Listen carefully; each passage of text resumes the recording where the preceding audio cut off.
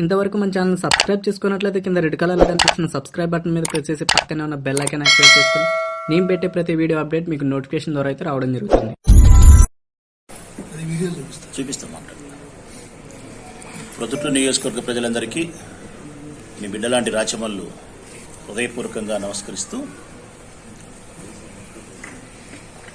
గత నెల 27వ తారీఖున గోపవరం గ్రామ పంచాయతీకి సంబంధించి ఉప సర్పంచ్ ఎన్నిక సందర్భంలో తెలుగుదేశం పార్టీకి సంబంధించినటువంటి వరదరాజిరెడ్డి గారు, వారి అనునీయులు పోలీసులతో కలిసి చేసినటువంటి దౌర్జన్య కాండ, హింస, ప్రజాస్వామ్యాన్ని బట్టలు ఊడదీసి నట్టిన పదాలు నిలబెట్టిన వైనం ఈ ప్రపంచమంతా చూసింది. ప్రజలారా, ఇది నేను చెప్పే మాట కంటే కూడా ప్రపంచమంతా చూసినారు.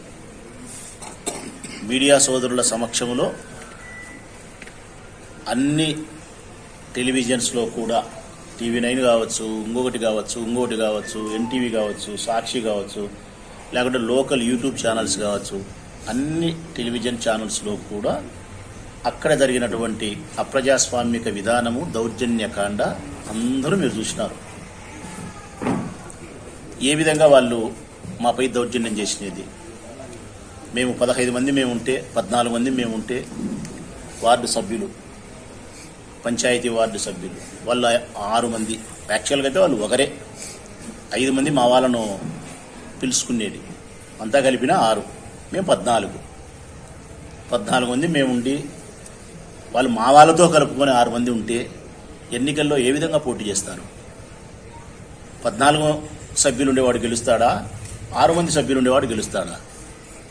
అయినా పోటీ.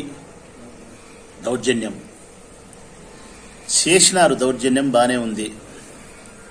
మా వార్డు సభ్యులను కౌంటింగ్ ఎన్నికల యొక్క కార్యాలయంలో, పంచాయతీ కార్యాలయంలో ఓటింగ్ జరుగుతూ ఉంటే అక్కడికి రాకుండా అడ్డుకునే వైనం, రాళ్లతో కొట్టిన దాడి, జీపులు బగలగొట్టినది, దెబ్బలు తగిలినేది, లోపల ఎన్నిక జరిగే చోట తెలుగుదేశం పార్టీ వాళ్ళంతా విచ్చలవిడిగా చేపల మార్కెట్లోకి దూరినట్టు దూరి వాళ్ళు మాట్లాడిన మాటలు, అధికారులపైన చేసిన దౌర్జన్యము, బెదిరింపు, అమ్మ అక్క అని తిట్టిన వైనం, కుర్చీలు బగలగొట్టడం, మినిట్స్ పుస్తకం చించడం, అధికారికి గుండెపోటని చెప్పి అబద్ధం చెప్పడం, కలెక్టర్ దాన్ని వాయిదా వేయడం, ఇంత చేసి ఎన్నికల వాళ్ళు గెలిచినారా? పోనీ మేము ఓడిపోయినామా? వాయిదా వేసినారు. ఒక చిన్న ఉప సర్పంచ్ పదవిని వాయిదా వేసుకునే దానికోసం ప్రజాస్వామ్యాన్ని ఇంతగా అపహాస్యం చేయాలనా? ఇంతగా కూని చేయాలనా? మనుషుల పట్ల ఇంత హింస చేయాలనా? మహిళల పట్ల రాళ్లతో దాడి చేయాలనా? ప్రభుత్వ అధికారులను పట్టుకొని, ఎన్నికలు జరిపే అధికారులను పట్టుకొని, మహేశ్వరుడి అమ్మాయిని కానీ, రామాంజనేయుడు అనే ఎన్నికల అధికారిని కానీ అమ్మ అక్క ఆలేని బండబూతులు తిట్టచ్చునా? ఇంత చేసినారు. ఇంత చేసినప్పటికీ కూడా సిగ్గు ఎగ్గు లేకుండా వాళ్ళు ప్రవర్తిస్తున్నారు. అది పక్కన పెడదాం. నా ఈ పాత్రికేయుల సమావేశానికి కారణం ఏంటంటే, ఇంత చేస్తే, ఇంత అన్యాయం చేస్తే, ప్రజాస్వామ్యాన్ని ఇంతగా అవమానిస్తే, మహిళలను, ప్రజాప్రతినిధులపైన దాడులు జరిగితే, రాఘవేంద్ర రెడ్డి పైన ఉప సర్పంచ్ అభ్యర్థి, ఈయన పైన మీ అందరి సమక్షంలో దాడి చేసినారు. షర్టు చినిగిపోయింది, ఈడ్చుకొని పోతున్నారు. ఈయన పైన దాడి చేసినప్పుడు ఎవరున్నారు? పోలీసు వాళ్ళు ఉన్నారు, ఎస్ఐలు ఉన్నారు, పోలీసు వాళ్ళు ఉన్నారు, సీఏలు అందరూ ఉన్నారు. వాళ్ళ సమక్షంలోనే దాడి.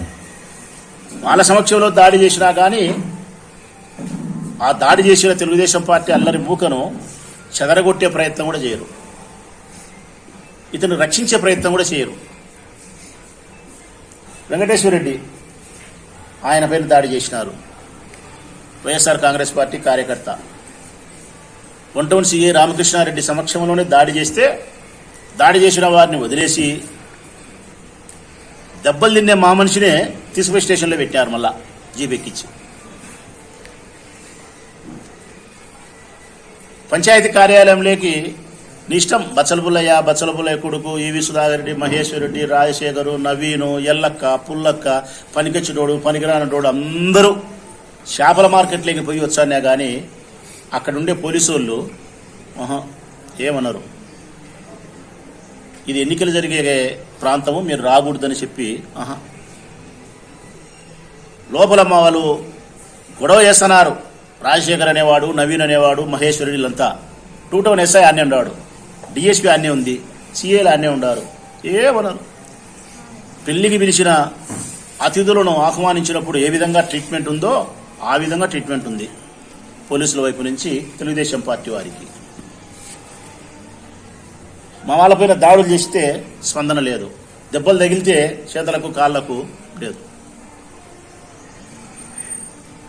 నేను ఏమని అడగాలనుకుంటానా ఈ పోలీసులంటే, చేసింది వరదరాజిరెడ్డి అయినా వారికి మీ సంపూర్ణ సహకారం లభించింది అని చెప్తాను నేను.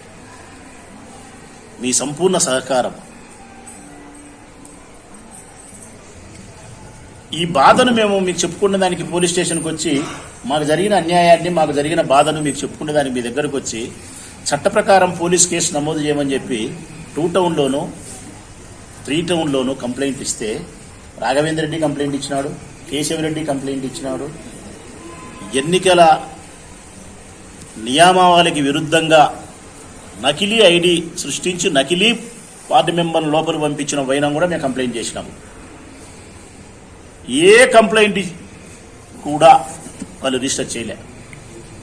మాపై రాళ్లతో కొట్టినది కానీ, మమ్మల్ని సంపరికి ప్రయత్నం చేసినది కానీ, ఎన్నికలకు మేము పోకుండా అడ్డుకునే వైనాన్ని కంప్లైంట్ ఇస్తే అది కానీ, కౌంటింగ్ హాల్లో తిట్టేది కానీ, అధికారులు ఉన్న వాళ్ళు జ్వరబడి చేసిన హంగామా కానీ, మా జీబులు బగలగొట్టినది కానీ, మమ్మల్ని నిర్బంధించే ప్రయత్నం చేసినది కానీ, మేము ఏమైతే కంప్లైంట్ ఇచ్చినామో వాస్తవానికి అక్కడ ఏమైతే జరిగిందో, ఏమైతే ఇచ్చినామో అది పోలీసులు కేసు రిజిస్టర్ చేయలే.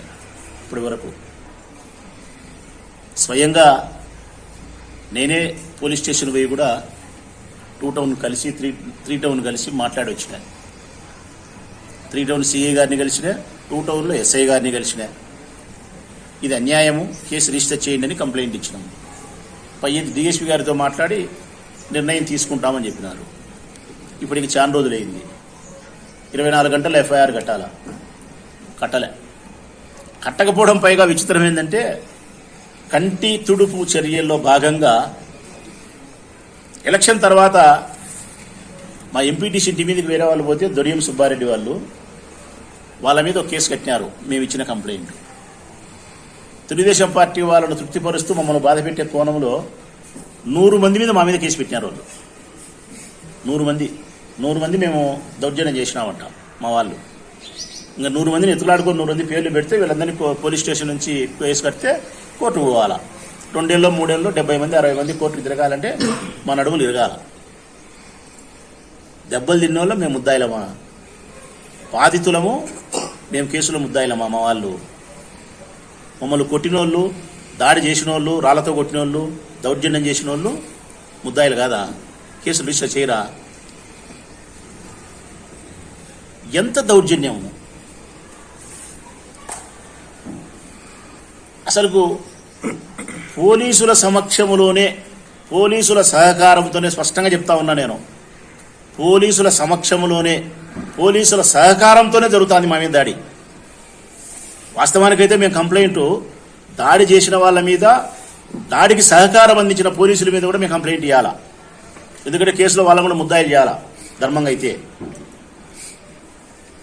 వాళ్ళ మీద కేసులు పెట్టేదానికి లేకపోతే ఇక పోలీసుల మీద కేసులు ఎవరు పెడతారు? నిజంగా చట్ట ప్రకారం అయితే పోలీసులు కూడా ముద్దాయిలే. పోలీసుల సహకారంతోనే చెప్తాను కదా, పోలీసుల యొక్క సహకారంతోనే ఒక బస్సు అడ్డం పెట్టినారు. ఆ బస్సు వెనకాల మనుషులు ఉంటారు, బస్సులో రాళ్ళు పోసుకున్నారు, రాళ్ళు వేస్తారు, బస్సు ఎక్కిపోతారు. ఒక ఇసుక ట్రాక్టర్ పెట్టుకున్నారు. మా వాళ్ళు జీపులో పోతానే పోలీస్ జీప్ ముందుంటే, పోలీస్ జీప్ దాటిపోతానే ఆ ట్రాక్టర్ తెచ్చి అడ్డపెడతారు, దాడి చేస్తారు. అంటే పోలీసులకు అక్కడి నుంచి ఆ బస్సును తొలగించాలని తెలియదా? ఇసుక ట్రాక్టర్ అట్ట పెడతా అంటే తొలగించాలని తెలియదా? పెద్ద మసీదు దగ్గర మనుషులు రాళ్ళు పోసుకొని గుంపులు ఉంటే అక్కడ ఎవరు లేకుండా తీసేయాలని చెప్పి పోలీసులకు తెలియదా? మా మీద మహిళలపైన రాళ్ళు వేచా అంటే పోలీసులు లాఠీ చార్జ్ చేయాలని తెలియదా? మమ్మల్ని పిలుచుకొని కౌంటింగ్ లేకపోవడానికి కూడా శక్తి లేనంత బలహీనుల పోలీసు వాళ్ళు. 14 మంది వార్డు మెంబర్లను ఆఫ్టర్ ఆల్ తెలుగుదేశం పార్టీకి సంబంధించిన ఒక 50 మంది 100 మంది ఉండే ఒక మామూలు మనుషులు అల్లరి మూక నుంచి ఈ మనుషులను పంచాయతీ కార్యాలయంలోకి పిలిచకపోలేనంత అసమర్థులా పోలీసు వాళ్ళు? కాదు, సమర్థత కలిగిన వాళ్ళే. నిద్రపోలే వాళ్ళు, నిద్ర నటిస్తున్నారు. అధికార పార్టీకి అనుకూలంగా వ్యవహరించాలనుకున్నారు, వాయిదా వేయించాలనుకున్నారు, రెండో రోజు ఇంకో రకంగా వాయిదా వేయించాలనుకున్నారు.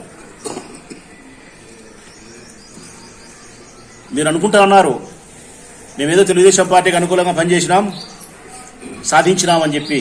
నేను స్పష్టంగా చెప్తా ఉన్నా, వాళ్ళు ఇసిరిని ఇంత రాళ్ళు పెద్ద పెద్ద రాళ్ళు వేసినారు జీపుల మీద, మనుషుల మీద. ఆ దాడుల్లో వీళ్ళలో ఏ ఒక్క మహిళ అయినా, ఏ ఒక్క అబ్బాయి అయినా మరణించి ఉంటే, మళ్ళా అడుగుతాను పోలీసు వాళ్ళను, మరణించి ఉంటే మరణించకూడదని రూల్ ఉందే ఏమన్నా? రాయి ఇసిరినప్పుడు తలకు తగిలితే చచ్చిపోడా? డ్రైవర్కి చేతికి తగిలింది, మెడకు తగిలింది, ఇక్కడ తగిలే రాయి ఇక్కడ తగిలితే డ్రైవర్ చచ్చిపోడా? గ్యారెంటీ ఉందా? కడపందం అనుకొని కింద పడితే చచ్చిపోయిన వాళ్ళు ఉన్నారు. చనిపోయింటే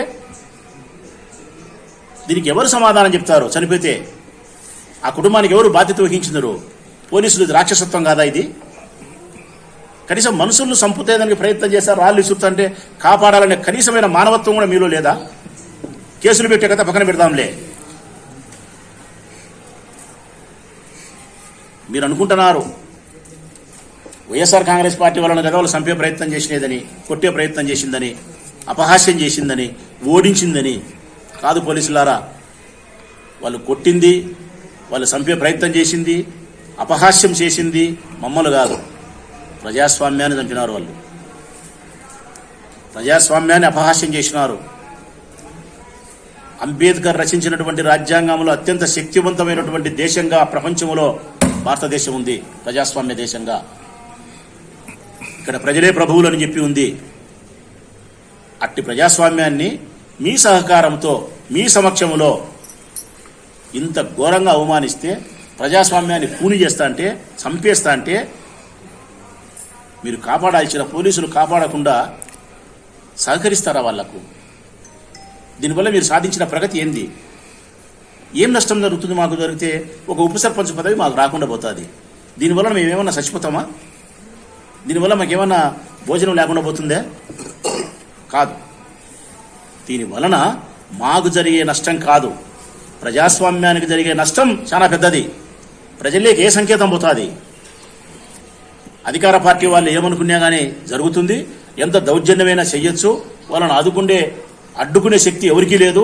పోలీసులు నామమాత్రంగా ఉంటారు, ప్రేక్షక పాత్ర పోయిస్తారు, అధికార పార్టీ ఎమ్మెల్యేలు చెప్పిన మాటే వింటారు అని పోలీస్ మీద, చట్టం మీద ఒక చిన్న చూపు ఏర్పడదా? ప్రజాస్వామ్యం పట్ల ఒక చిన్న చూపు ఏర్పడదా? ఈ సంకేతం, ఈ సందేశాన్ని ప్రజలకు మీరు ఇచ్చిన తర్వాత ప్రజలు ఏ విధంగా మిమ్మల్ని గౌరవిస్తారు? మిమ్మల్ని బలహీనుడు ఏ విధంగా మిమ్మల్ని ఆశ్రయిస్తారు? న్యాయం కరువైన వాడు మిమ్మల్ని ఏ విధంగా ఆశ్రయిస్తాడు? బలహీనుడైనా, న్యాయం తక్కువైన వాడైనా, అవసరమైన వాడు ఎవడైనా మీ దగ్గరికి రాడు. రేపొద్దున అధికార పార్టీ ఎమ్మెల్యేల దగ్గరికి పోతారు, ప్రొద్దుటూరులో వరదాడి దగ్గర పోతారు, ఇంకొక ఊళ్ళో అయితే అధికార పార్టీ ఎమ్మెల్యే దగ్గరికి పోతారు. మీ దగ్గరికి రారు. కారణం, మీరు డూడు బసవన్నని, మీరు నిమిత్త మాత్రులని, అధికార పార్టీకి అనుకూలంగా వ్యవహరించే వాళ్ళని చెప్పి పోలీసులకు ఒక సందేశాన్ని ఇస్తున్నారు. మీరు ఇదే పని నేను చేయలేదే. 2019 నుంచి 24 వరకు 5 సంవత్సరాల కాలం నేను చేయలే. నేను పోలీసుల పట్ల అత్యంత గౌరవంతో ఉన్నా. పోలీసు అన్నలారా, పోలీసులకు పూర్తి స్వేచ్ఛ ఉన్నది. వారి విధి నిర్వహణలో చట్టానికి లోబడి వాళ్ళు పనిచేసే స్వేచ్ఛ వాళ్ళకు ఉన్నది. మా ప్రభుత్వంలో ఒక్క తప్పుడు కేసు లేదు. పొద్దుటూరులో ఒక్క ఎన్నికల్లో అపశృతి లేదు. పంచాయతీ ఎన్నికలు కానీ, జడ్పీటీ ఎన్నికలు కానీ, మున్సిపల్ ఎన్నికలు కానీ మేము గెలిచినాం, వాళ్ళు గెలిచినారు. అందరూ డబ్బులు ఖర్చు పెట్టినారు. ఎవరికి ఏ ఇబ్బందులు లేవు. ఒక కేసు నమోదు లేదు. అంటే దాని అర్థం, ఆనాటి అధికార పార్టీ ఎమ్మెల్యేగా నేను ప్రవర్తించిన తీరు ఈనాటి అధికార పార్టీ ఎమ్మెల్యే వరదరాజిరెడ్డి ప్రవర్తించలే. ఆనాడు నేను ప్రవర్తించింటే నాకు కూడా మీరు డూడు బసవననే, నాకు కూడా డూడు బసవనని ఆ రోజు మీరు. ఈరోజు వరదరాజిరెడ్డికి అనుకూలంగా ఉండారని నాకు ఉండరని కాదు, నాకుంటారు. కానీ నేను ఉపయోగించుకోలే మిమ్మల్ని. నేను మిమ్మల్ని గౌరవించిన, పోలీసులను గౌరవించిన, చట్టాన్ని గౌరవించిన, ప్రజాస్వామ్యాన్ని గౌరవించిన, హింసను ప్రేరేపించలే, శాంతియుత వాతావరణాన్ని గౌరవించి ఆహ్వానించిన నేను. ఇంత చేస్తే కేసులు పెట్టరా మీరు? కేసులు, కంప్లైంట్ ఇచ్చినాం, ఎస్పీ గారికి కూడా ఈమెయిల్ చేసినాం.